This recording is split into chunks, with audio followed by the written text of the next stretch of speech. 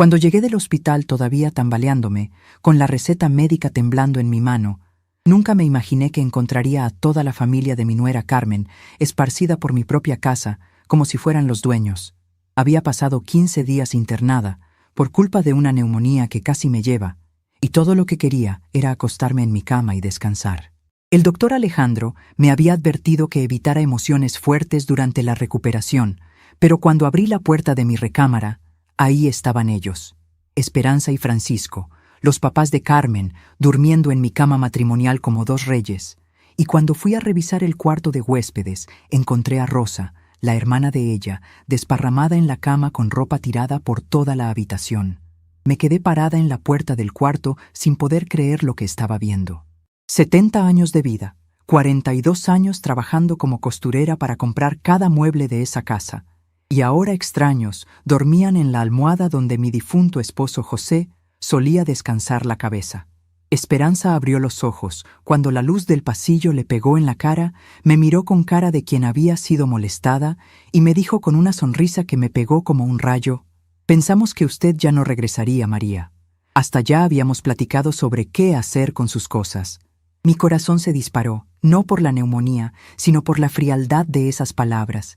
En ese momento susurré una oración silenciosa: «Dios mío, dame fuerzas para entender qué está pasando aquí». Roberto, mi único hijo, apareció en la sala en ese momento cargando otra maleta más de la familia de Carmen, como si los estuviera ayudando a mudarse definitivamente. Cuando me vio parada ahí, se puso colorado y balbuceó algo sobre situación temporal y hasta que usted se mejore completamente. Carmen salió de la cocina secándose las manos en una toalla que yo no reconocí. Me saludó con un besito falso en la mejilla y me explicó que su familia estaba pasando por dificultades económicas y que sería solo por unos días. Pero yo noté que habían traído televisión nueva, cambiado las cortinas de la sala y hasta movido los cuadros del lugar. Era como si se estuvieran preparando para quedarse permanentemente. Cuando comenté sobre los cambios, Carmen me dijo con naturalidad: «Ay, pensamos que le iba a gustar la casa más moderna. Al fin y al cabo, usted necesita acostumbrarse a los cambios a su edad». En esa primera noche, dormí en el sillón de mi propia sala, escuchando los ronquidos de Francisco que venían de mi recámara y los cuchicheos de Esperanza con Rosa sobre cómo la casa era más grande de lo que se imaginaban y cómo podrían aprovechar mejor los espacios. Roberto trató de convencerme de que realmente era temporal, que pronto todo regresaría a la normalidad, pero cuando fui al baño de madrugada, encontré productos de belleza caros esparcidos por el lavabo y 3 cepillos de dientes nuevos en el lugar donde acostumbraba estar solo el mío. Ahí, temblando de frío y todavía débil por la neumonía, me di cuenta de que ya no era bienvenida en mi propia casa. Pero lo que ellos no sabían era que yo todavía tenía algunos secretos bien guardados y todo estaba a punto de cambiar. Los días que siguieron fueron una pesadilla que nunca hubiera imaginado vivir en mi propia casa. Francisco se instaló en mi sillón reclinable como si fuera el mero patrón. Se pasaba el día entero viendo fútbol a todo volumen y quejándose de la comida que yo preparaba. «Esta comida está desabrida, María. En nuestra casa anterior la comida estaba mucho mejor». Después de algunos días de críticas constantes, Esperanza decidió tomar el control de la cocina, reorganizó todo, tiró especias que yo guardaba desde hacía años y trajo ollas nuevas, porque las suyas ya están muy viejas y hacen que la comida sepa feo. Rosa convirtió el cuarto de huéspedes en su camerino personal. Esparció ropa por todos lados y usaba mi teléfono fijo para llamadas interminables, presumiéndoles a sus amigas sobre la casa nueva donde estaba viviendo. En los primeros días después de mi regreso del hospital, traté de platicar con Roberto sobre la situación, pero él siempre se hacía el desentendido o decía que yo estaba exagerando por culpa de los medicamentos. Una tarde específica, logré llamarlo para tomar un café en la cocina y le hablé bajito: «Hijo, esta gente se está adueñando de nuestra casa. ¿No era que solo iban a ser unos días?». Él suspiró. Miró nerviosamente para los lados para asegurarse de que Carmen no estuviera escuchando y me confesó que la familia de ella había perdido el departamento por falta de pago, que estaban sin tener a dónde ir y que Carmen había insistido en traer a todos para acá hasta que se organizaran. Cuando le pregunté por cuánto tiempo sería eso, Bajó los ojos y murmuró: «No sé, mamá. Tal vez algunos meses, o hasta que encuentren trabajo». Conforme pasaron los días, empecé a sentirme como una extraña en mi propia casa. Esperanza tomó el control total de la cocina y cocinaba únicamente para su familia. Siempre me dejaba una tacita pequeña para María, como si yo fuera una agregada que dependía de su bondad. Francisco se apropió del control remoto y de la programación de la televisión. Veía solo los programas que a él le gustaban y me ignoraba completamente cuando yo trataba de sugerir algo diferente. Rosa usaba el baño principal por horas, gastaba toda el agua caliente y dejaba los productos de belleza esparcidos como marcando territorio. Roberto llegaba del trabajo cansado y solo me hacía una seña con la mano, como si yo fuera parte de los muebles, sin cuestionar nada de lo que estaba pasando. Por las noches, los escuchaba haciendo planes sobre remodelaciones que querían hacer en la casa. En una de esas conversaciones, escuché a Rosa decir: «Cuando la viejita ya no esté aquí, podemos tirar esta pared y hacer un closet más grande». Durante una madrugada de insomnio, caminé por la casa observando cómo todo había cambiado en tan poco tiempo. Habían reemplazado las fotos de mi familia por fotos de la familia de ellos en el librero de la sala. Mis libros de recetas estaban apilados en un rincón, reemplazados por revistas que Rosa leía. Hasta mi pequeño jardín estaba siendo cuidado por Esperanza, que arrancó mis rosales porque daban mucho trabajo y atraían abejas, y plantó unas suculentas en su lugar. Me senté en mi mecedora y miré al cielo estrellado, susurrando: «Señor, ¿qué quiere que haga? Muéstreme el camino». En ese momento, viendo mi propia casa transformada en territorio de ellos, algo dentro de mí finalmente se quebró. La situación empeoró cuando me di cuenta de que habían empezado a revisar mis cosas personales sin mi permiso. Encontré a Esperanza husmeando en mi ropero para ver qué se podía donar porque ya estaba muy viejo. Rosa había tomado algunas de mis joyas prestadas sin siquiera preguntarme, diciendo que eran perfectas para una fiesta a la que iba a ir. Francisco había revisado mis papeles importantes en el escritorio, justificándose con que quería ayudarme a organizarlos. Cuando protesté por estas invasiones a mi privacidad, Carmen me dijo que no debía ser tan desconfiada, que la familia era para ayudarse mutuamente, que a mi edad era normal necesitar ayuda para mantener las cosas en orden. Una tarde, mientras estaba sentada en mi mecedora, sintiendo como una extraña en mi propia casa, llegó mi vecina Guadalupe para visitarme. Ella inmediatamente notó la tensión en el ambiente y me preguntó en voz baja si todo estaba bien. Guadalupe y yo habíamos sido amigas por más de 20 años. Ella conocía muy bien mi personalidad y mi forma de manejar mi hogar. Cuando le conté en susurros lo que estaba pasando, se quedó horrorizada. Me dijo que había notado movimiento extraño en mi casa, que había visto a gente desconocida entrando y saliendo como si vivieran ahí, pero pensó que tal vez yo había decidido tener huéspedes. Me aconsejó que tuviera mucho cuidado, que esa situación no se veía bien, que parecía que me estaban desplazando poco a poco de mi propia casa. Después de que Guadalupe se fue, me quedé reflexionando sobre sus palabras. Era cierto que me sentía desplazada, ignorada, como un estorbo en mi propio hogar. Ya no podía usar mi baño cuando quería, ya no podía cocinar lo que se me antojaba, ya no podía ver la televisión a mi gusto, ya no podía recibir visitas sin que me miraran feo. Era como si hubiera perdido todos mis derechos como dueña de la casa. Esa noche, mientras los escuchaba riéndose fuerte en la sala viendo una película, decidí que no podía seguir viviendo así. Tenía que hacer algo para recuperar mi dignidad y mi hogar, pero sabía que tenía que ser muy cuidadosa para no crear un conflicto que pudiera dañar más mi relación con Roberto. Al día siguiente, tomé una decisión que cambiaría todo mi futuro. Salí temprano de la casa, mientras todos dormían como siempre lo hacían hasta tarde, y me dirigí al banco, donde tenía mi cuenta de ahorros. Durante todos estos años de trabajo como costurera, siempre había guardado dinero aparte, sin contarle a nadie, ni siquiera a mi difunto esposo cuando estaba vivo.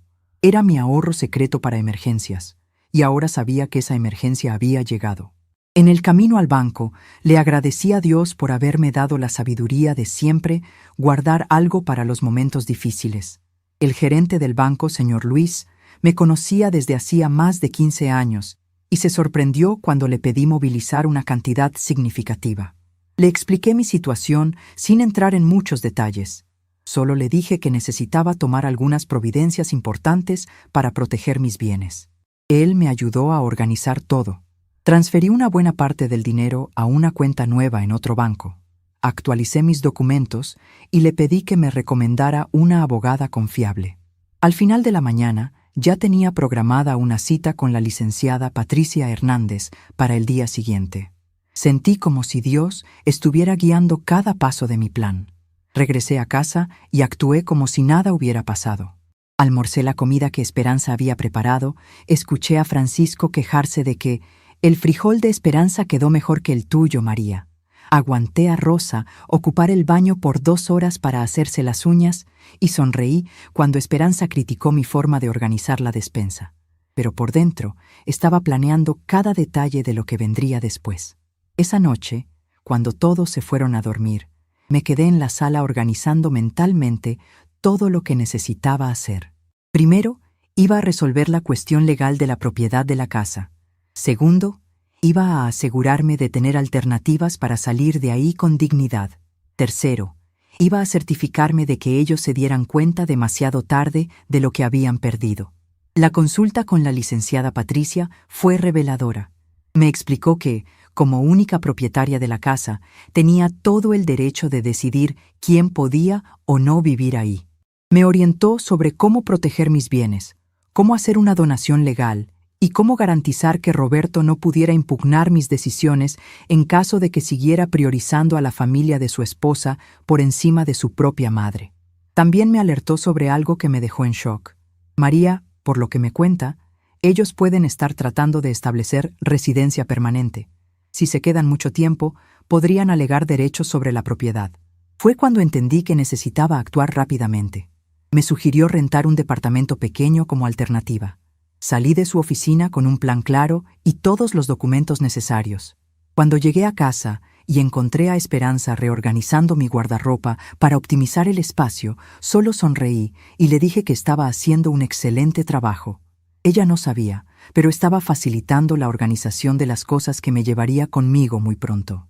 Durante los siguientes días, continué con mi rutina normal mientras ejecutaba mi plan en secreto. Visité varios departamentos para rentar y encontré uno perfecto, pequeño, acogedor, en un edificio con seguridad, en un barrio tranquilo donde podría vivir en paz.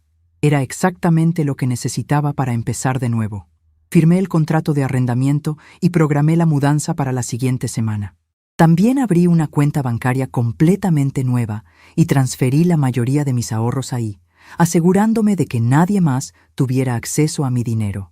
Una noche, mientras preparaba todo para mi escape, encontré una caja con fotos viejas de cuando Roberto era niño.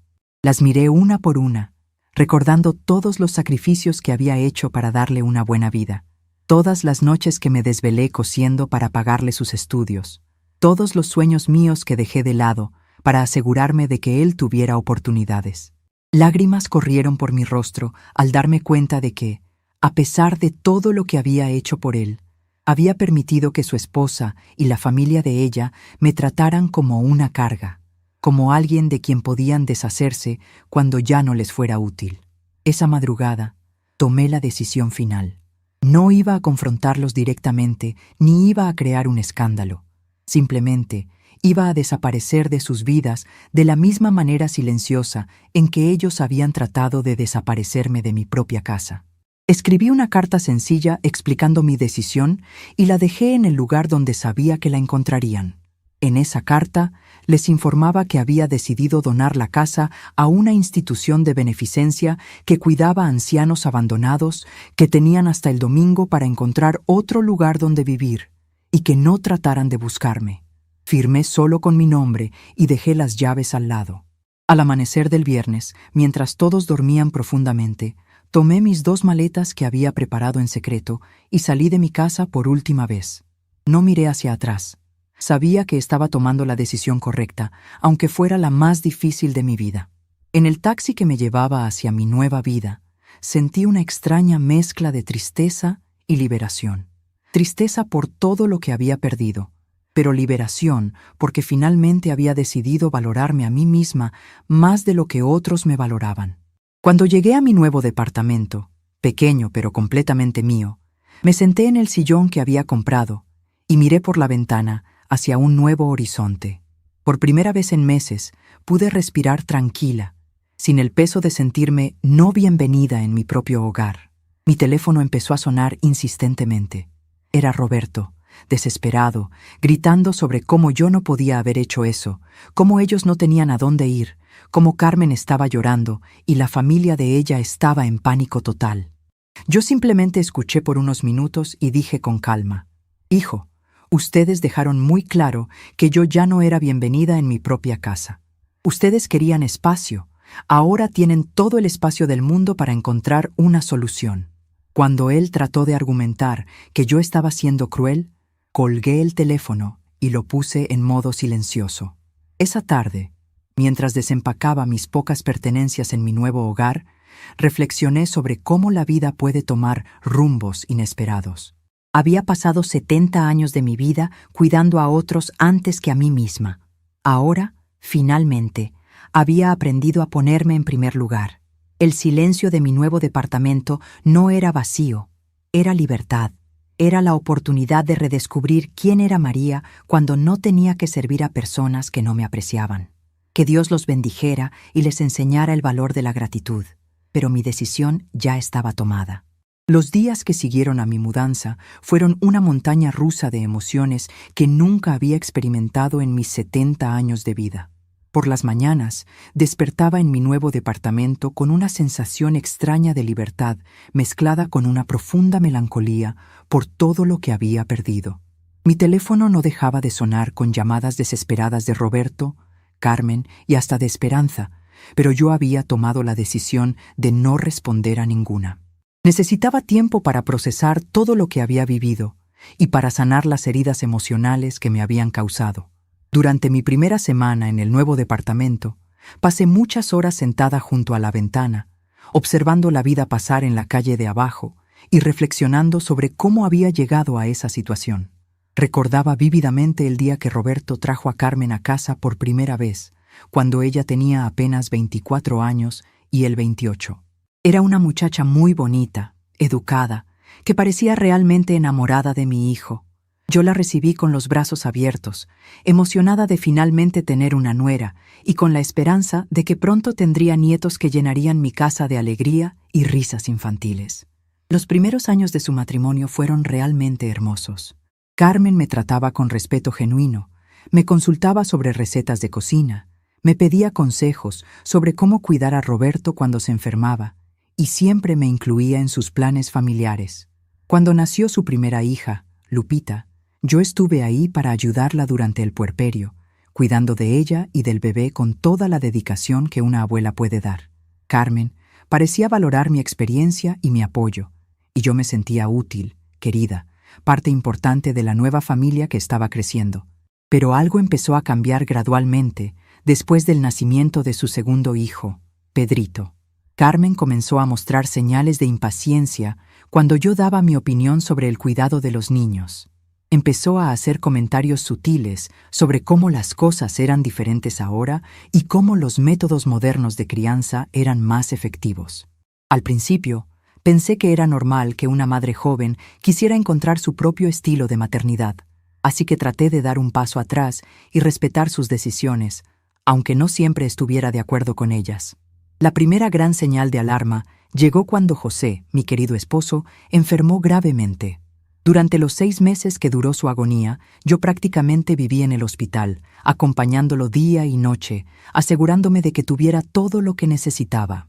Roberto venía a visitarnos regularmente, pero Carmen solo apareció 3 veces en todo ese tiempo, siempre con excusas sobre los niños, el trabajo o compromisos que no podía cancelar. Cuando José finalmente partió hacia la casa del Padre Eterno, Carmen ni siquiera se molestó en acompañarme durante las noches más difíciles del velorio.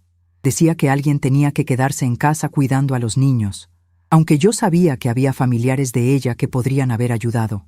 Después del funeral de José, caí en una depresión profunda que duró varios meses. La casa se sentía vacía y silenciosa, llena de recuerdos de una vida compartida que había llegado a su fin.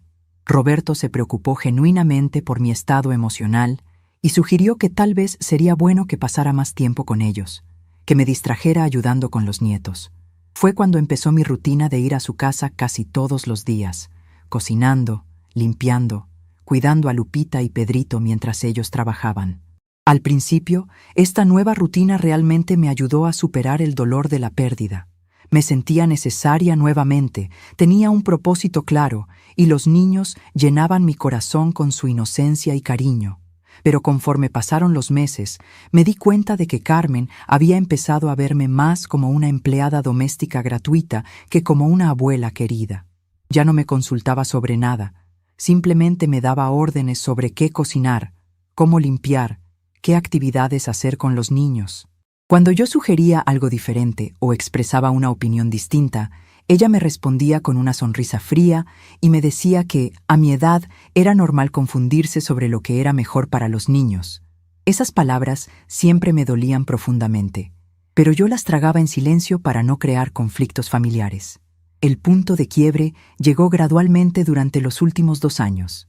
Carmen empezó a hacer comentarios cada vez más hirientes sobre mi deterioro mental. Decía que yo repetía las mismas historias varias veces, que se me olvidaba apagar la estufa, que confundía los nombres de las personas en la calle.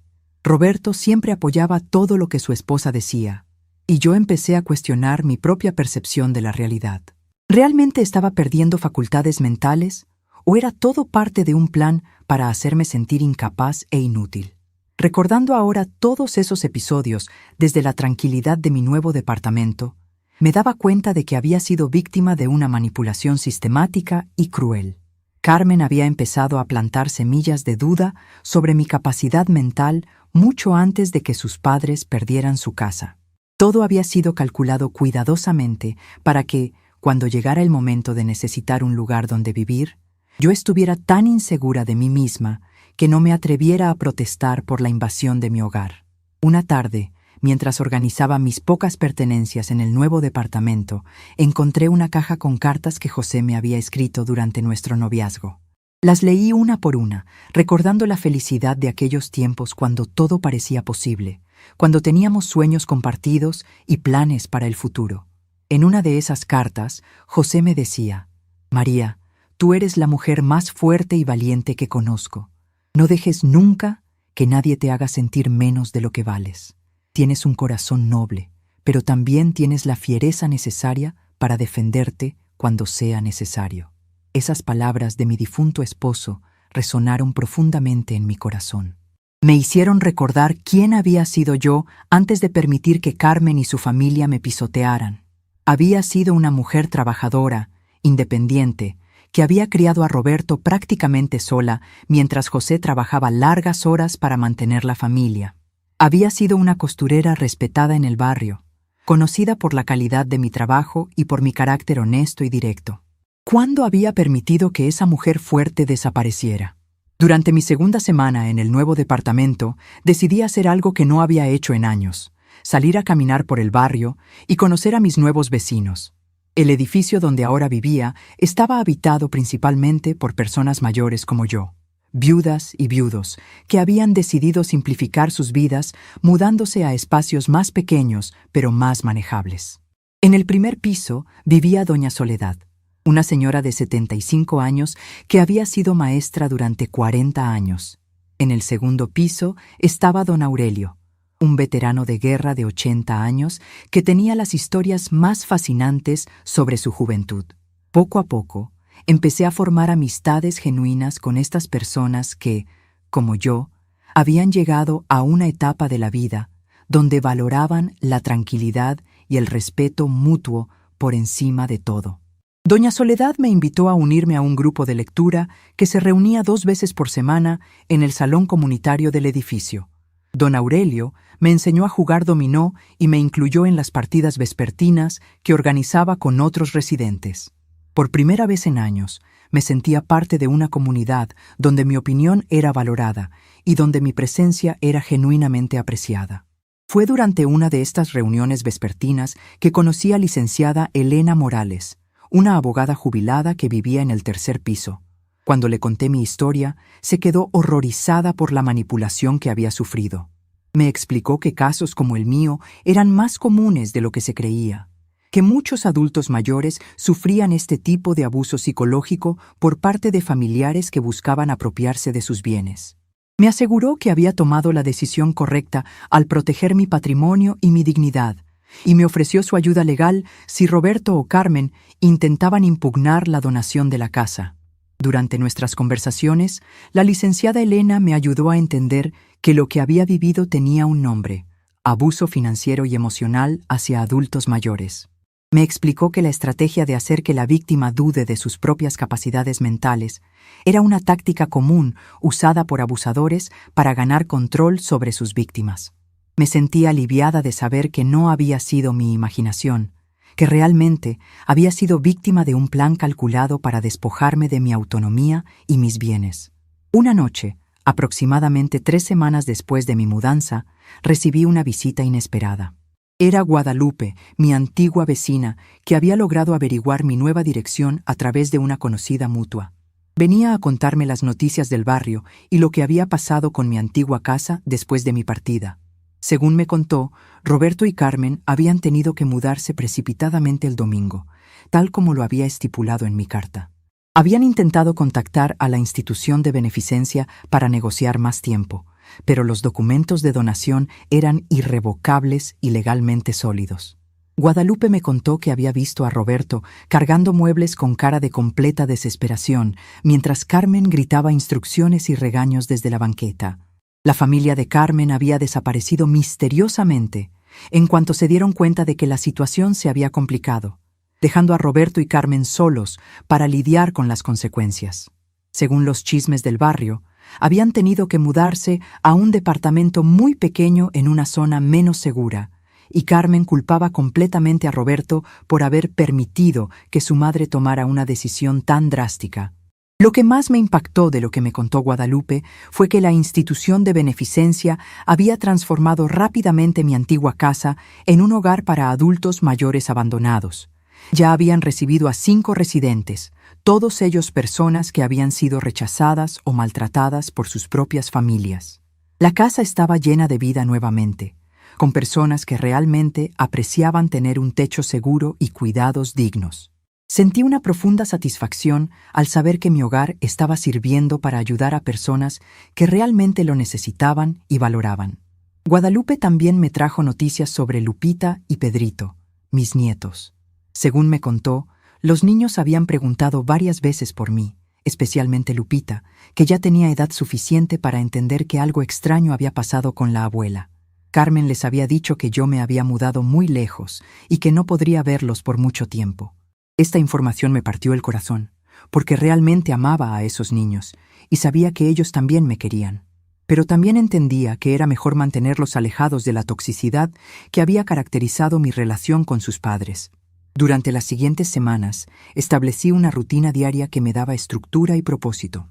Despertaba temprano, preparaba mi desayuno con calma, leía el periódico completo mientras tomaba mi café, y luego dedicaba tiempo a actividades que hacía años no podía disfrutar. Retomé la costura como pasatiempo, pero ahora para mi propio placer, no por necesidad económica. Empecé a bordar servilletas y manteles que regalaba a mis nuevos amigos del edificio. También comencé a escribir en un diario, documentando mis pensamientos y sentimientos sobre esta nueva etapa de mi vida. Una de las actividades que más disfrutaba era cocinar solo para mí. Por primera vez en décadas, podía preparar exactamente lo que se me antojaba, cuando se me antojaba, sin tener que considerar los gustos o críticas de otras personas. Redescubrí recetas que había olvidado, experimenté con nuevos sabores, y encontré un placer simple pero profundo en nutrir mi propio cuerpo con comida preparada con amor propio. También retomé mi fe de una manera más personal y directa.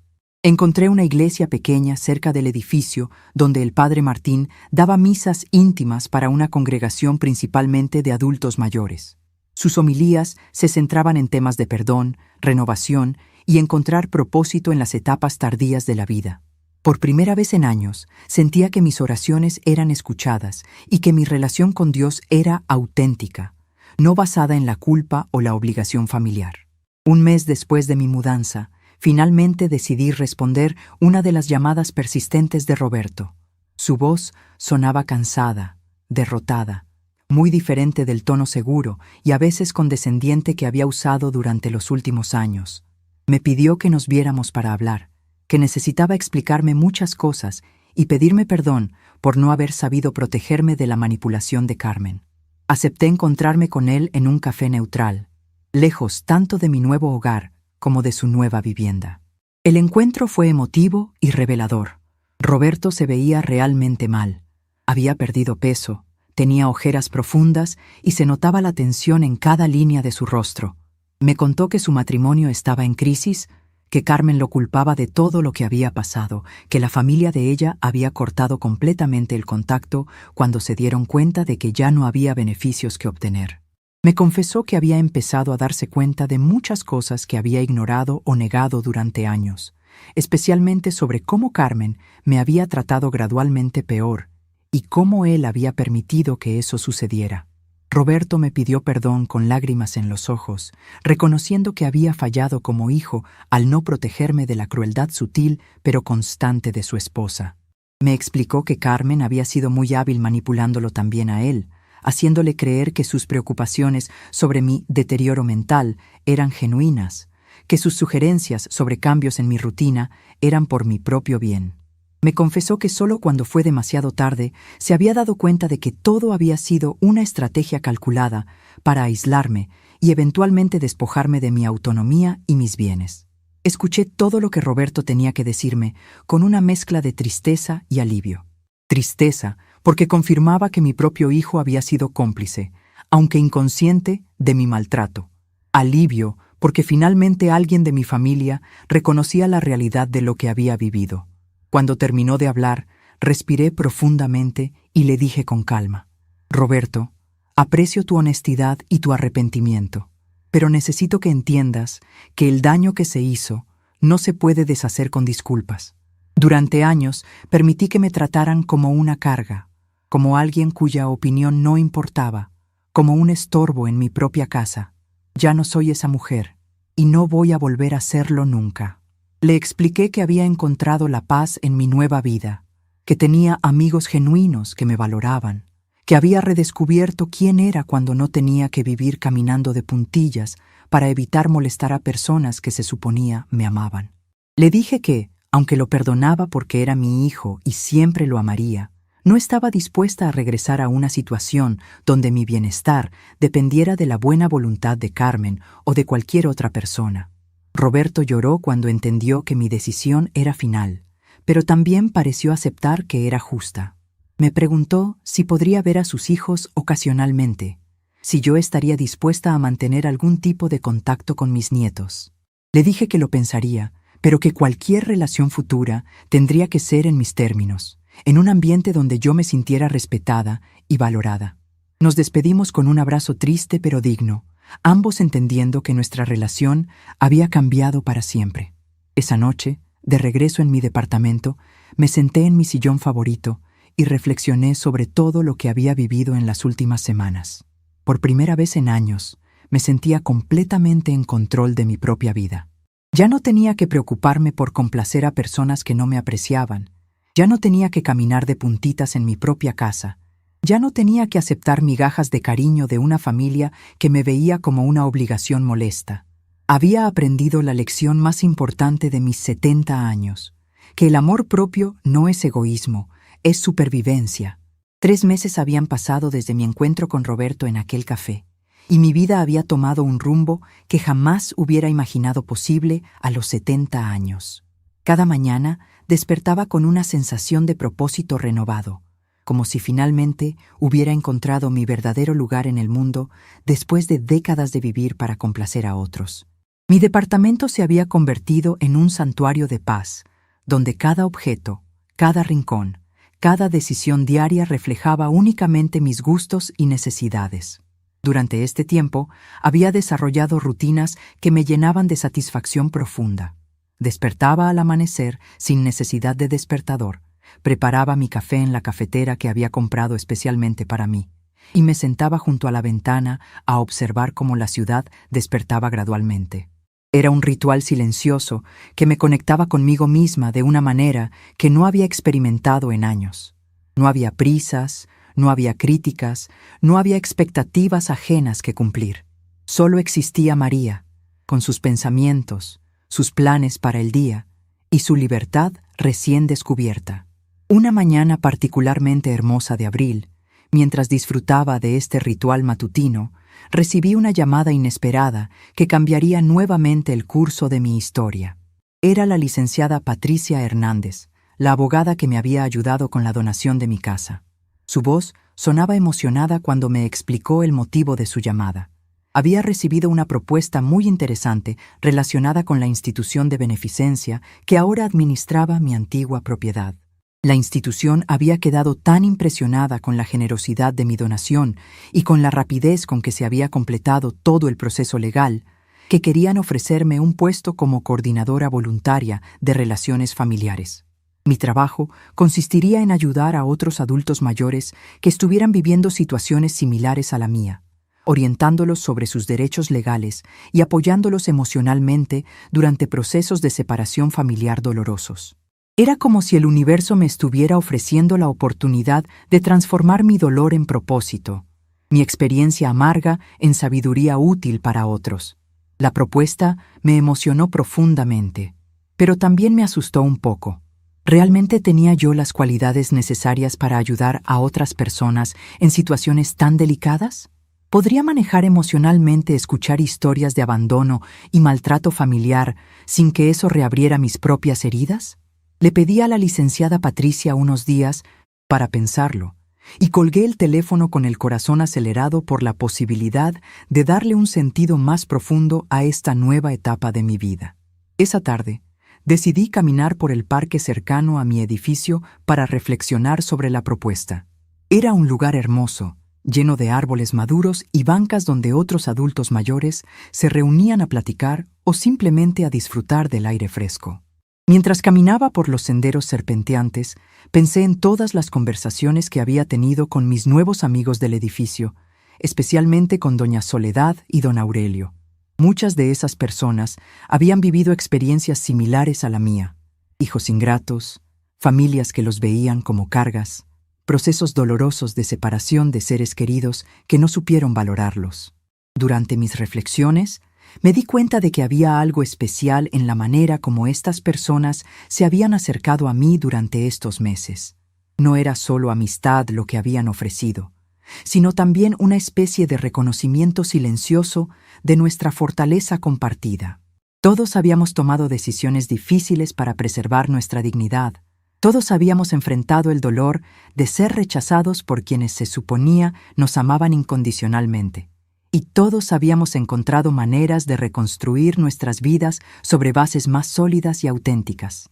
Fue en ese momento, sentada en una banca bajo la sombra de un árbol de jacaranda, que comprendí que mi experiencia no había sido solo personal.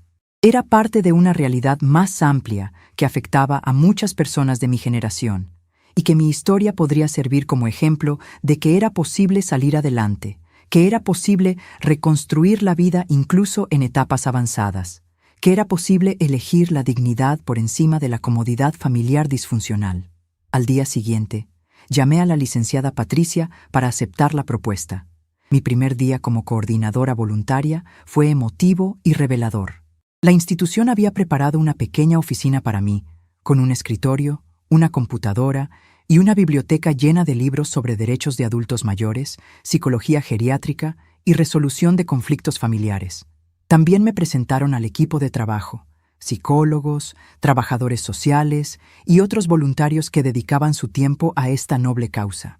Mi primera consulta fue con una señora llamada Esperanza Gutiérrez, de 68 años, que había sido literalmente echada de su casa por su hijo y su nuera después de que éstos decidieron vender la propiedad para iniciar un negocio. La historia de Esperanza era desgarradoramente similar a la mía: años de dedicación familiar no correspondida, manipulación psicológica gradual y finalmente abandono cuando ya no era conveniente mantenerla en casa. Mientras escuchaba su relato, Sentí una conexión profunda con su dolor, pero también una determinación férrea de ayudarla a encontrar su camino hacia la libertad emocional. Durante nuestras sesiones, le compartí mi propia experiencia sin entrar en detalles demasiado específicos, pero sí enfatizando las lecciones que había aprendido sobre la importancia del amor propio, la necesidad de establecer límites claros y la posibilidad real de construir una vida nueva y satisfactoria, incluso después de pérdidas familiares devastadoras. Esperanza me escuchaba con lágrimas en los ojos, pero también con una luz creciente de esperanza que me recordaba mi propio proceso de sanación. Trabajar con Esperanza y posteriormente con otros adultos mayores en situaciones similares me ayudó a procesar completamente mi propia experiencia. Cada historia que escuchaba, cada lágrima que consolaba, cada pequeña victoria que celebrábamos juntos, me confirmaba que había tomado las decisiones correctas. No era egoísmo lo que me había motivado a dejar mi casa y separarme de Roberto y Carmen. Era supervivencia emocional y psicológica. Era la defensa legítima de mi derecho fundamental a ser tratada con respeto y dignidad. Después de 2 meses trabajando como voluntaria, algo inesperado sucedió que pondría a prueba toda la fortaleza emocional que había construido durante este tiempo. Era un viernes por la tarde cuando la recepcionista de la institución me informó que tenía una visita. Para mi completa sorpresa, era Carmen quien estaba en la sala de espera, vestida elegantemente pero con una expresión que combinaba nerviosismo y determinación. Mi primera reacción fue de shock total. ¿Cómo había logrado encontrarme? ¿Qué quería después de todos estos meses de silencio? La recepcionista me preguntó si quería recibir la visita o si prefería que le dijera que no estaba disponible. Por un momento consideré seriamente la segunda opción, pero luego decidí que era momento de enfrentar este capítulo pendiente de mi historia. Si Carmen había hecho el esfuerzo de buscarme hasta aquí, probablemente tenía algo importante que decirme. Nos encontramos en una pequeña sala de juntas que la institución usaba para reuniones familiares. Carmen se veía diferente, más delgada, con ojeras profundas y sin esa actitud de superioridad que siempre había caracterizado sus interacciones conmigo. Se sentó frente a mí con las manos temblorosas y comenzó a hablar con una voz que apenas reconocí como suya. Me contó que los últimos meses habían sido devastadores para su familia. Roberto había caído en una depresión profunda después de nuestro encuentro en el café, culpándose constantemente por haber permitido que la situación llegara tan lejos. Su matrimonio estaba prácticamente destruido, con discusiones constantes sobre responsabilidades, culpas y la pérdida de la estabilidad económica que mi casa había representado. Los niños estaban confundidos y tristes, preguntando constantemente por la abuela María, sin entender por qué ya no podían visitarme. Pero lo que más me impactó de lo que Carmen me contó fue su confesión sobre la presión que había recibido de su propia familia. Me explicó que sus padres, especialmente Esperanza, habían sido quienes diseñaron el plan para apropiarse de mi casa. Ellos habían perdido sus ahorros en una estafa financiera y estaban desesperados por encontrar una solución a su situación económica. Cuando se enteraron de que yo vivía sola en una casa grande, vieron una oportunidad que decidieron aprovechar sin importar las consecuencias emocionales para mí. Carmen me confesó que al principio había resistido la idea, pero que la presión constante de sus padres, combinada con sus propios problemas financieros, la habían convencido de participar en el plan. Me pidió perdón con lágrimas sinceras, reconociendo que había permitido que la codicia y la desesperación nublaran su juicio moral. Admitió que había sido cruel conmigo, que había usado tácticas manipuladoras para hacerme sentir incapaz e inútil, y que se daba cuenta de lo terrible que había sido todo el proceso. Escuché su confesión completa sin interrumpirla, observando cómo se derrumbaba emocionalmente mientras hablaba. Parte de mí sentía una satisfacción amarga al verla sufrir las consecuencias de sus acciones, pero otra parte de mí, la parte que había crecido espiritualmente durante estos meses, sentía genuina compasión por su dolor. Cuando terminó de hablar, respiré profundamente antes de responder. Le dije que apreciaba su honestidad y su arrepentimiento, pero que las disculpas no podían deshacer el daño psicológico que me había causado. Le expliqué cómo me había sentido durante esos meses finales en mi propia casa, como una intrusa, como una carga, como alguien cuya opinión y bienestar no importaban. Le describí las noches de insomnio, la pérdida gradual de autoestima, la confusión sobre mi propia capacidad mental y el dolor profundo de sentirme rechazada por la familia que había amado y servido durante décadas. Carmen lloró mientras yo hablaba, pero no la interrumpí. Necesitaba escuchar todo esto. Necesitaba entender completamente las consecuencias de sus acciones. Cuando terminé, le expliqué que había encontrado la paz en mi nueva vida, que tenía amigos genuinos que me valoraban, que había descubierto un propósito nuevo ayudando a otras personas en situaciones similares, y que no tenía intención de regresar a una dinámica familiar que había sido tóxica para mi bienestar. Le dije que, aunque la perdonaba porque el rencor solo me haría daño a mí misma, no estaba dispuesta a olvidar lo que había pasado o a exponerme nuevamente a ese tipo de maltrato. Le expliqué que cualquier relación futura tendría que construirse sobre bases completamente nuevas, con respeto mutuo, límites claros y el reconocimiento de que yo ya no era la mujer sumisa que había sido antes. Carmen me preguntó específicamente sobre los niños, sobre la posibilidad de que yo mantuviera algún contacto con Lupita y Pedrito. Esta pregunta me dolió profundamente porque realmente amaba a mis nietos y sabía que ellos también me querían. Pero también sabía que cualquier contacto con ellos significaría inevitablemente contacto con Roberto y Carmen, y no estaba segura de estar preparada emocionalmente para eso.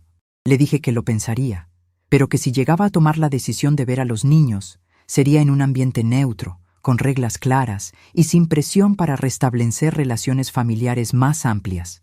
Le expliqué que mi prioridad ahora era proteger la paz mental y emocional que tanto me había costado construir y que no estaba dispuesta a comprometerla por nostalgia o culpa familiar.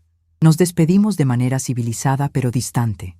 Carmen se fue con la comprensión clara de que las cosas nunca volverían a ser como antes, pero también con la posibilidad remota de que, tal vez en el futuro, podríamos encontrar una manera de coexistir pacíficamente por el bien de los niños. Esa noche, de regreso en mi departamento, reflexioné profundamente sobre el encuentro. Me di cuenta de que ver a Carmen nuevamente no había reabierto heridas antiguas como había temido. En cambio, me había confirmado que estaba completamente sanada de esa experiencia. Ya no sentía ira hacia ella, pero tampoco sentía el impulso de perdonar y olvidar como si nada hubiera pasado. Había encontrado un punto medio saludable: compasión sin complicidad, perdón sin ingenuidad. Al día siguiente, cuando llegué a la institución para mi turno como voluntaria, me sentí más fuerte y más segura que nunca de mi propósito. La confrontación con Carmen había sido una prueba final de mi transformación, y había pasado esa prueba con dignidad y sabiduría. Ya no era la María temerosa que había permitido ser maltratada en su propia casa. Era una nueva María, compasiva pero firme, generosa pero con límites claros, amorosa pero no ingenua. Durante los siguientes días, dediqué tiempo extra a mis consultas con otros adultos mayores en la institución. Compartí con ellos las lecciones frescas que había aprendido de mi encuentro con Carmen, especialmente sobre la importancia de mantener límites saludables incluso durante procesos de reconciliación. Muchos de ellos estaban luchando con la culpa de haber cortado relaciones con familiares tóxicos, y mi experiencia les ayudó a entender que era posible perdonar sin necesariamente restaurar relaciones dañinas. Una tarde, mientras organizaba algunos documentos en mi oficina, recibí una llamada de doña Soledad desde el edificio. Me contó que había recibido una visita inesperada. Roberto había aparecido preguntando por mí, pero ella se había limitado a decirle que no estaba disponible para recibir visitas sin previo aviso. Me agradeció que hubiera tenido esa conversación con ella sobre la importancia de proteger mi privacidad y mi espacio personal. Esa llamada me hizo reflexionar sobre la red de apoyo que había construido durante estos meses. Ya no estaba sola enfrentando situaciones difíciles. Tenía amigos genuinos que entendían mis límites y estaban dispuestos a ayudarme a mantenerlos. Tenía un propósito claro que me daba significado y satisfacción. Tenía una vida independiente que había diseñado completamente según mis propios valores y necesidades. Por primera vez en décadas, me sentía completamente dueña de mi propio destino. Ya no vivía para complacer a otros o para evitar conflictos familiares. Vivía para mí misma, para mi crecimiento personal, para mi contribución a la comunidad y para mi propia felicidad. Era una sensación liberadora que no había experimentado ni siquiera en mi juventud, cuando las expectativas sociales y familiares habían dictado tantas de mis decisiones importantes. Esa noche, mientras me preparaba para dormir en mi cama, en mi departamento, rodeada de mis propias cosas y mis propias decisiones, susurré una oración de gratitud. Agradecí por la fortaleza que había encontrado para tomar decisiones difíciles, por las nuevas amistades que habían enriquecido mi vida, por el propósito que había descubierto en ayudar a otros, y por la paz profunda que finalmente había alcanzado. El camino había sido doloroso, pero el destino valía cada lágrima derramada en el proceso. 6 meses habían transcurrido desde mi encuentro con Carmen en la institución, y mi vida había alcanzado una estabilidad y plenitud que jamás pensé posible a los 70 años. Mi trabajo como coordinadora voluntaria se había convertido en una pasión genuina que me levantaba cada mañana con energía renovada. Había ayudado a más de 20 adultos mayores a navegar situaciones familiares complicadas, y cada historia exitosa reforzaba mi convicción de que había tomado las decisiones correctas en mi propia vida. Durante este tiempo, había desarrollado una rutina que me proporcionaba estructura y satisfacción profunda. Los lunes y miércoles trabajaba en la institución, atendiendo consultas y participando en reuniones del equipo multidisciplinario. Los martes y jueves dedicaba tiempo a mis propios proyectos. Había retomado la escritura, algo que había abandonado en mi juventud, y estaba documentando historias de superación de los adultos mayores que atendía, con su permiso, para crear un libro que pudiera ayudar a otras personas en situaciones similares. Los viernes los reservaba para actividades sociales con mis amigos del edificio. Habíamos formado un grupo muy unido que se reunía para jugar cartas, compartir comidas caseras y simplemente disfrutar de conversaciones significativas. Doña Soledad había organizado un club de lectura que se había vuelto muy popular en el edificio, y don Aurelio había iniciado un taller de jardinería en la azotea donde cultivábamos hierbas aromáticas y flores que compartíamos entre todos. Los fines de semana eran mi tiempo completamente personal. Los sábados exploraba diferentes barrios de la ciudad, visitaba museos, iba al cine o simplemente caminaba por parques que nunca había tenido tiempo de conocer cuando mi vida giraba en torno a las necesidades de otros. Los domingos los dedicaba a la reflexión y el descanso. Asistía a misa en mi pequeña iglesia, preparaba comidas especiales solo para mí y escribía en mi diario sobre las experiencias y pensamientos de la semana. Una mañana de octubre particularmente hermosa, mientras revisaba mi correo electrónico en la oficina de la institución, recibí un mensaje que me sorprendió profundamente. Era de Lupita, mi nieta mayor, que ahora tenía 14 años. Había logrado conseguir mi dirección de correo a través de una búsqueda en Internet relacionada con la institución donde trabajaba. Su mensaje era corto, pero emotivo. Abuela María, sé que han pasado muchas cosas que no entiendo completamente, pero quiero que sepas que te extraño mucho. ¿Podríamos vernos algún día? Solo nosotras dos. Te amo. El mensaje me provocó una avalancha de emociones contradictorias. Por un lado, mi corazón se llenó de alegría al saber que Lupita me recordaba con cariño y quería mantener contacto conmigo. Por otro lado, me preocupaba la complejidad de la situación y las posibles repercusiones que un encuentro podría tener tanto para ella como para mí. Después de mucho reflexionar, decidí consultar el tema con la psicóloga de la institución, doctora Verónica Castillo, quien se había convertido en una consejera valiosa durante estos meses. La doctora Verónica me ayudó a analizar la situación desde diferentes perspectivas. Me explicó que mantener vínculos con nietos en situaciones de conflicto familiar era complejo, pero no imposible, siempre y cuando se establecieran límites claros y se priorizara el bienestar emocional de todos los involucrados. Me sugirió que, si decidía responder al mensaje de Lupita, lo hiciera con honestidad apropiada para su edad, explicando que las relaciones familiares habían cambiado, pero que mi amor por ella permanecía intacto. Después de varios días de reflexión, decidí responder al correo de Lupita. Le escribí un mensaje cariñoso pero cuidadoso, explicándole que yo también la extrañaba mucho, pero que la situación entre los adultos de la familia era complicada y que cualquier encuentro tendría que ser coordinado con sus padres y en un ambiente que fuera cómodo para todos. Le aseguré que mi amor por ella nunca había cambiado, independientemente de los problemas que hubieran surgido entre los adultos. Para mi sorpresa, la respuesta llegó muy rápidamente, pero no de Lupita, sino de Roberto. Su correo era diferente en tono a nuestras conversaciones anteriores, más maduro, más reflexivo, menos cargado de culpa y desesperación. Me explicaba que Lupita le había contado sobre su iniciativa de contactarme y que él apoyaba completamente su deseo de mantener una relación conmigo. Me confesaba que durante estos meses había estado en terapia psicológica, trabajando en entender los patrones disfuncionales que habían caracterizado nuestra relación familiar. Roberto me contó que su matrimonio con Carmen había terminado definitivamente 3 meses atrás. La presión del conflicto familiar, combinada con problemas financieros y diferencias irreconciliables sobre responsabilidades y valores, había hecho insostenible la relación. Carmen se había mudado con sus hijos a casa de una hermana en otra ciudad, llevándose a Pedrito con ella, mientras que Lupita había elegido quedarse con Roberto, porque se sentía más estable en su ambiente escolar actual. La información sobre la separación de Roberto y Carmen me generó sentimientos encontrados. No sentía alegría por el fracaso de su matrimonio, porque sabía que eso causaba dolor a todos los involucrados, especialmente a los niños. Pero tampoco podía negar que sentía cierto alivio al saber que la fuente principal de toxicidad en nuestras interacciones familiares había sido removida de la ecuación. Me preocupaba especialmente Pedrito, que era más pequeño y probablemente no entendía por qué su familia se había desintegrado tan dramáticamente. Roberto me propuso un encuentro gradual y cuidadoso.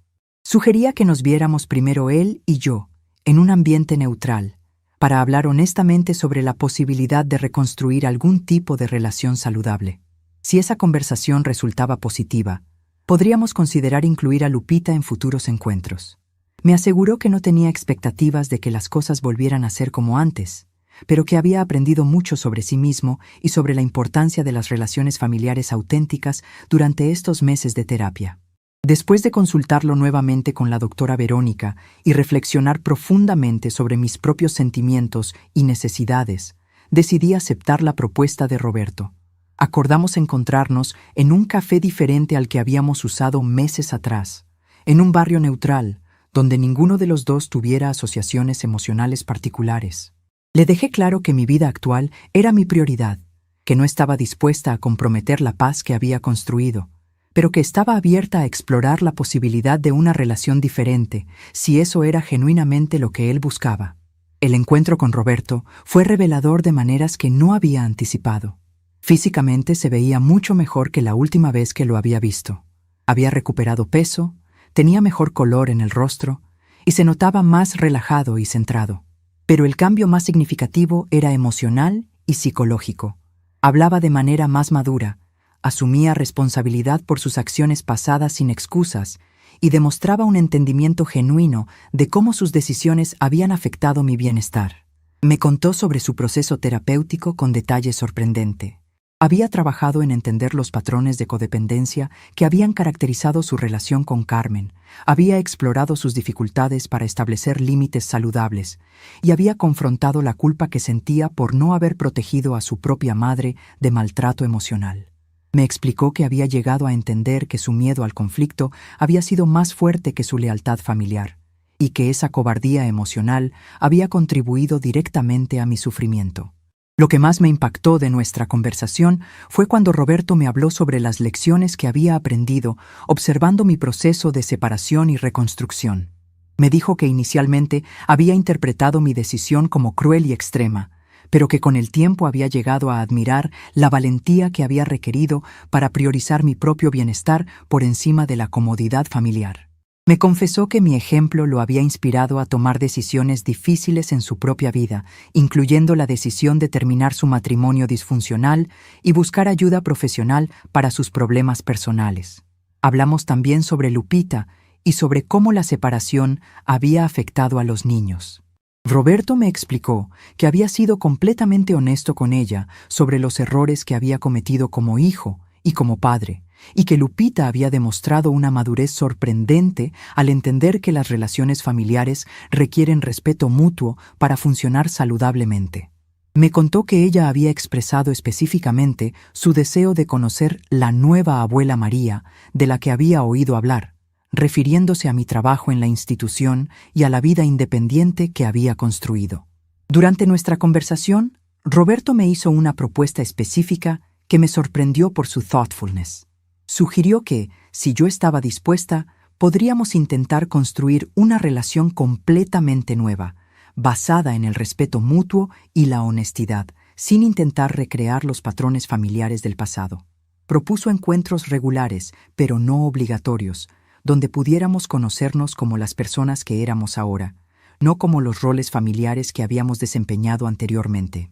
Me explicó que había llegado a entender que yo no era simplemente su madre, sino una mujer completa con sus propios intereses, necesidades y propósitos de vida. Quería conocer a María, la voluntaria, María la escritora, María la amiga de doña Soledad y don Aurelio, María la mujer independiente que había encontrado su propia voz y su propio camino. Esta perspectiva me conmovió profundamente porque representaba exactamente el tipo de reconocimiento que había anhelado durante años sin saber cómo articularlo. Le conté sobre mi trabajo en la institución, sobre las historias que estaba escribiendo, sobre la comunidad que había formado en mi edificio y sobre la satisfacción profunda que sentía al vivir según mis propios términos. Roberto escuchó con atención genuina, haciendo preguntas inteligentes y mostrando interés real en los detalles de mi nueva vida.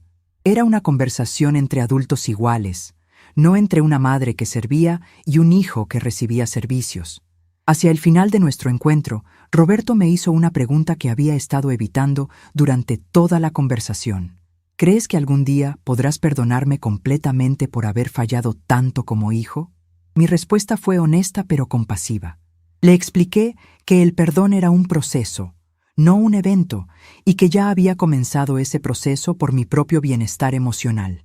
Pero también le dije que la confianza se construía con acciones consistentes a lo largo del tiempo, no con palabras o promesas. Le propuse que comenzáramos con encuentros mensuales, solo nosotros dos, para permitir que nuestra nueva relación se desarrollara gradualmente y sin presión. Si después de varios meses ambos sentíamos que habíamos establecido una base sólida de respeto y comunicación saludable, podríamos considerar incluir a Lupita en nuestras reuniones. También establecí límites claros. No discutiríamos el pasado obsesivamente, no intentaríamos resolver problemas que ya habían sido resueltos, y cualquiera de los dos podría pausar o terminar el proceso si sentía que no estaba siendo saludable. Roberto aceptó todas mis condiciones sin cuestionarlas, demostrando que realmente había internalizado las lecciones de su proceso terapéutico. Nos despedimos con un apretón de manos cordial, pero cauteloso, ambos entendiendo que estábamos embarcándonos en un experimento delicado que requeriría paciencia, honestidad y compromiso genuino con el crecimiento personal de ambas partes. En las semanas que siguieron a nuestro encuentro, reflexioné mucho sobre la posibilidad de reconstruir una relación con Roberto. Hablé extensamente con mis amigos del edificio, especialmente con la licenciada Elena, quien me ofreció perspectivas valiosas basadas en su experiencia legal con conflictos familiares. También consulté con la doctora Verónica, quien me ayudó a identificar mis propias motivaciones y a asegurarme de que cualquier decisión que tomara fuera genuinamente en mi mejor interés. Lo que más me preocupaba era la posibilidad de retroceder emocionalmente, de volver a caer en patrones de complacencia que habían sido tan dañinos en el pasado. Pero también reconocía que había cambiado fundamentalmente durante estos meses de independencia, que tenía herramientas emocionales y una red de apoyo que no había tenido antes, y que cualquier relación futura sería en mis términos, no en términos dictados por culpa familiar o expectativas sociales. Un mes después de nuestro primer encuentro, Roberto y yo nos vimos nuevamente. Esta segunda reunión fue más relajada, más natural, como si ambos hubiéramos ganado confianza en la posibilidad de que nuestra nueva dinámica realmente funcionara. Roberto me contó sobre los cambios positivos en su vida. Había comenzado un nuevo trabajo que le gustaba más, Había establecido una rutina de ejercicio y cuidado personal, y había desarrollado amistades masculinas saludables que lo apoyaban en su crecimiento personal.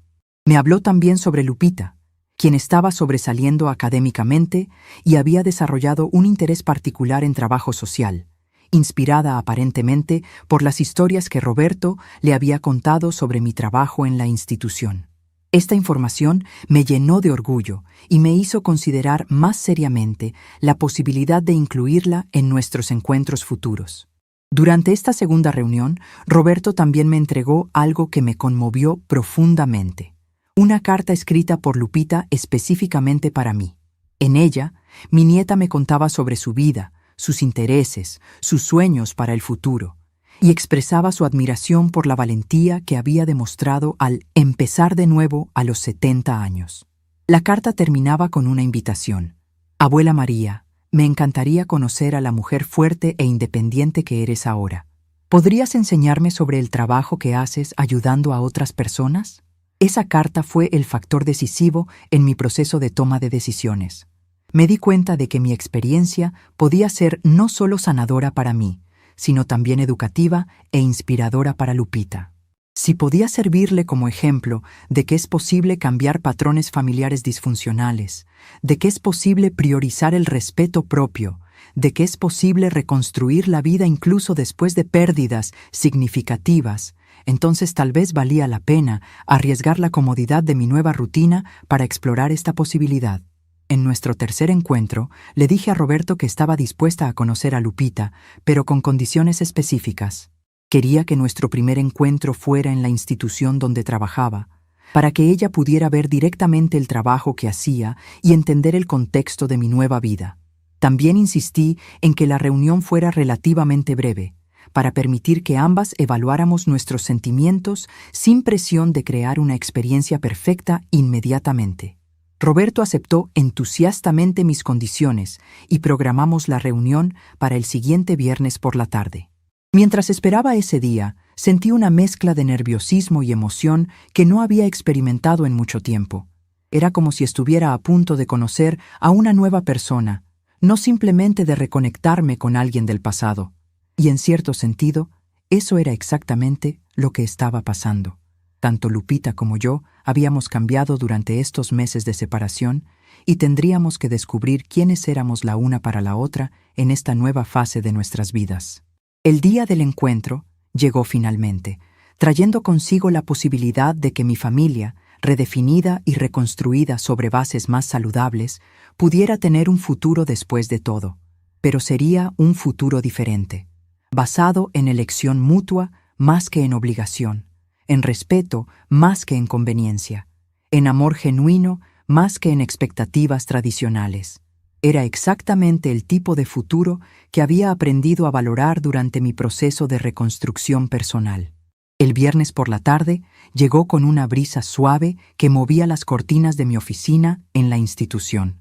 Había pasado la mañana atendiendo a 2 señoras que enfrentaban situaciones similares a la que yo había vivido, y sus historias me recordaron una vez más lo lejos que había llegado en mi propio proceso de sanación. Cuando sonó el timbre anunciando visitantes, mi corazón se aceleró ligeramente, pero era una emoción diferente a la ansiedad que había sentido en el pasado. Era expectativa mezclada con una serenidad profunda que solo viene con la certeza de conocer el propio valor. Lupita entró a mi oficina con pasos cautelosos, como si estuviera entrando a un territorio sagrado. A los 14 años, había crecido mucho desde la última vez que la había visto. Era más alta, más madura en sus gestos, pero sus ojos seguían siendo los mismos, grandes, expresivos, llenos de esa curiosidad inteligente que siempre había caracterizado a mi nieta mayor. Roberto la acompañaba, pero se quedó discretamente en el marco de la puerta, permitiendo que nuestro reencuentro fuera principalmente entre nosotras dos. «Abuela María», me dijo con una voz que temblaba ligeramente de emoción, «te ves diferente, te ves más feliz». Sus palabras me llegaron directamente al corazón porque reflejaban exactamente lo que yo sentía por dentro. Le sonreí y la invité a sentarse en la silla frente a mi escritorio, el mismo lugar donde había consolado a tantas otras personas durante estos meses. «Lupita», Mi niña hermosa, le respondí. Yo también me siento diferente. He aprendido muchas cosas sobre mí misma que no sabía antes. Le expliqué brevemente el trabajo que hacía en la institución, cómo ayudaba a otros adultos mayores a encontrar su camino cuando las familias se volvían complicadas. Sus ojos se iluminaron con interés genuino cuando le mostré algunos de los libros que estaba escribiendo, testimonios anónimos de superación y fortaleza. Durante nuestra conversación, Lupita me hizo preguntas maduras que me sorprendieron por su profundidad. ¿No fue muy difícil empezar de nuevo a los 70 años? ¿No tuviste miedo? Le pregunté si realmente quería escuchar la respuesta honesta, y cuando asintió con determinación, le conté sobre las noches de insomnio, sobre la incertidumbre, pero también sobre la paz inmensa que había encontrado al finalmente vivir según mis propios valores. ¿Sabes qué, abuela?, me dijo después de escuchar mi relato. Creo que eres la persona más valiente que conozco. En la escuela estamos estudiando sobre mujeres que cambiaron la historia, y yo pienso que tú también cambiaste la historia, al menos la tuya y la nuestra. Sus palabras me emocionaron tanto que tuve que contener las lágrimas. Le conté sobre mis amigos del edificio, sobre doña Soledad y don Aurelio, sobre las tardes de dominó y los clubs de lectura. Le describí mi pequeño departamento, mis plantas en la ventana, mis rutinas matutinas de café y reflexión. ¿Te puedo visitar algún día?, me preguntó con esperanza en los ojos. Me encantaría conocer tu nueva casa y a tus amigos. Después de una hora de conversación, Roberto se acercó discretamente para recordarnos que ya era hora de irse. Pero antes de partir, Lupita me entregó algo que había preparado especialmente para mí. Un álbum pequeño que había hecho con fotos nuestras de cuando era más pequeña, pero también con páginas en blanco. Las páginas vacías son para los nuevos recuerdos que vamos a hacer juntas. Me explicó con una sonrisa que me recordó por qué había amado tanto ser abuela. Nos despedimos con un abrazo largo y sincero. Esta vez, cuando vi a Roberto, ya no sentí la mezcla compleja de amor y resentimiento que había caracterizado nuestros encuentros anteriores. Lo que sentí fue algo más simple y más limpio, cariño genuino por un hijo que había aprendido a crecer, respeto por un hombre que había tenido la valentía de cambiar, y esperanza cautelosa por una relación familiar que podría construirse sobre bases completamente nuevas. En las semanas que siguieron, establecimos una rutina suave de encuentros mensuales.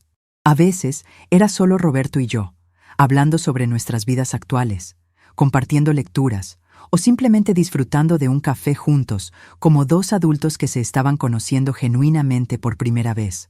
Otras veces, incluíamos a Lupita, quien se había convertido en una visitante regular de la institución, ayudando como voluntaria junior y aprendiendo sobre trabajo social, observando mis consultas. Lo que más me sorprendió de este proceso fue descubrir que no tenía que elegir entre mi nueva vida independiente y una relación familiar saludable. Podía tener ambas, siempre y cuando los límites fueran claros y el respeto fuera mutuo. Roberto nunca intentó presionarme para regresar a los patrones del pasado, y yo nunca sentí la necesidad de sacrificar mi autonomía para mantener la conexión familiar. Una tarde de diciembre, mientras organizaba mi escritorio antes de irme a casa, reflexioné sobre todo lo que había cambiado en poco más de un año. Había perdido una casa, pero había ganado un hogar auténtico. Había perdido una familia disfuncional, pero había construido una comunidad genuina. Había perdido la ilusión de que el amor familiar debía ser incondicional e incuestionable, pero había ganado la sabiduría de que el verdadero amor siempre incluye respeto. Mi teléfono sonó interrumpiendo mis reflexiones. Era doña Soledad, invitándome a la cena navideña que organizaríamos en el edificio. «María», me dijo con esa calidez que caracterizaba nuestras amistades, «¿vas a invitar a Roberto y a Lupita? Todos queremos conocerlos».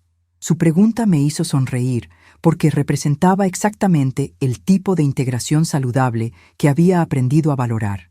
Incluir a la familia sin perderse a sí misma, compartir la nueva vida sin sacrificar la independencia.